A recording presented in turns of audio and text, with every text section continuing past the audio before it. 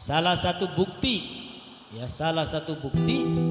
bahwasanya Allah Ta'ala mencintai orang-orang yang bertaubat diceritakan pada zaman Nabi Sallallahu Alaihi Wasallam.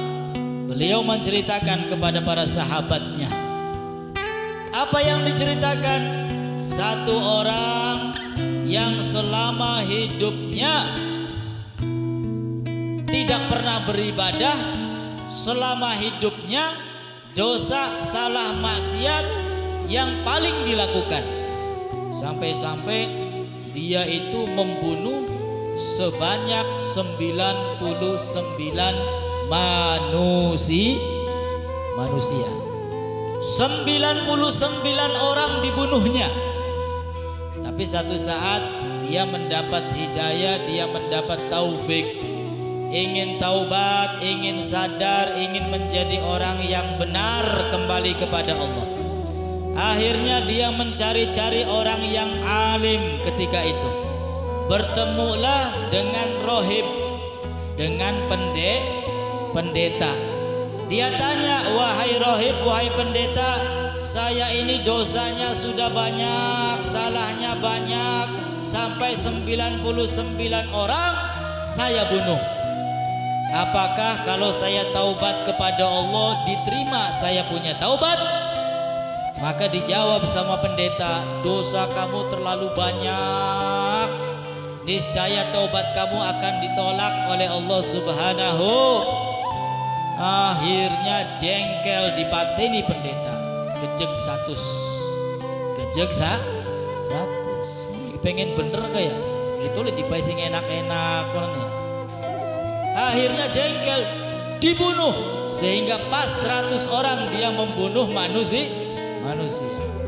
Namun gak putus asa, terus dia berusaha bertanya, mencari orang-orang yang bisa membimbing kepada Allah Subhanahu.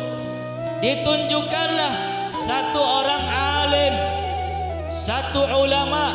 Dia datangi ulama, wahai orang alim, dosa saya banyak, 100 orang sudah saya bunuh, tapi saya ingin kembali kepada Allah, taubat kepada Allah. Apakah taubat saya diterima oleh Allah? Maka dijawab sama orang alim, sama ulama yang bijaksana, jangankan 100, lebih dari itu. Jangankan dosamu ya yang kamu kira itu banyak, lebih banyak dari itu. Kalau kamu benar-benar taubat, beristighfar, menyesal, nasuha, pasti akan diterima oleh Allah Subhanahu. Nah iya, Allah ini rahmatnya lebih banyak ya, lebih luas, lebih besar daripada dosa-dosa seluruh yang dilakukan oleh hamba-hamba Allah Subhanahu. Wa rahmati wasi'at kulla syai', dan kasih sayangku, kata Allah, meliputi segalanya. Alhamdulillah. Akhirnya apa? Wah, kalau begitu wahai orang alim, saya senang, saya ingin taubat kepada Allah. Apa syaratnya? Akhirnya dikasih syarat, kamu kalau ingin taubat kepada Allah, ingin diterima taubatnya kepada Allah, hijrah, pindah rumah, pindah kampung. Ya kenapa? Karena di kampungmu itu penduduknya kebanyakan orang-orang yang hobi berbuat dosa, hobi bermaksiat. Pindah.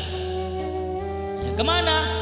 Ke pedesaan yang penduduknya banyak ahli ibadah, yang penduduknya banyak orang-orang yang beribadah kepada Allah. Akhirnya apa? Siap, dia pulang ke rumah, kemas-kemas, pindahan dari desa yang bobrok itu, ingin mencari desa yang lebih baik, yang penduduknya ahli ibadah. Di tengah jalan dia kedatangan malaikat Israel. Apa tugas malaikat Israel? Mencabut nyawa. Pengen beli ketemu? Kapan? Indosro. Akhirnya di tengah jalan ketemu malaikat Israel. dicabutlah nyawa orang tersebut sehingga meninggal dunia.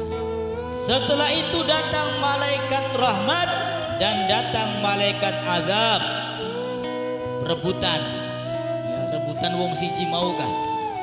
Sebab apa? Kata malaikat rahmat, ini bagian saya, ini jatah saya, biar saya antarkan orang ini masuk ke dalam surga. Kenapa?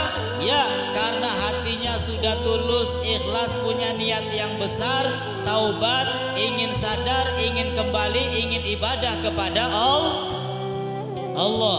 Kata siapa? Malaikat roh. Kata malaikat azab, oh nggak bisa. Ini orang sama sekali belum pernah melakukan amal ibadah sama sekali. Yang ada dosa semuanya.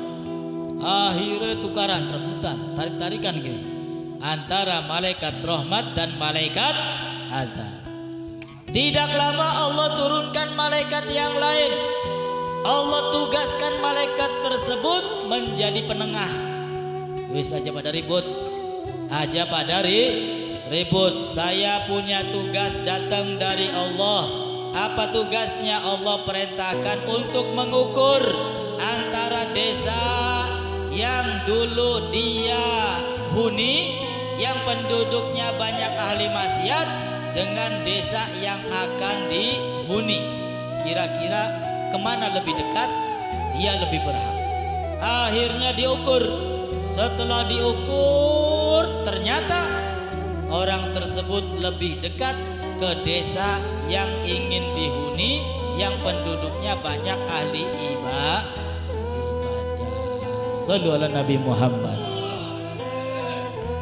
Durung lok ibadah, durung lok, baru punya niat taubat saja kepada Allah, baru punya niat kembali sadar mau ibadah kepada Allah, sudah dicintai oleh Allah Subhanahu. Allah sudah jadikan dia, takdirkan dia menjadi penghuni surga.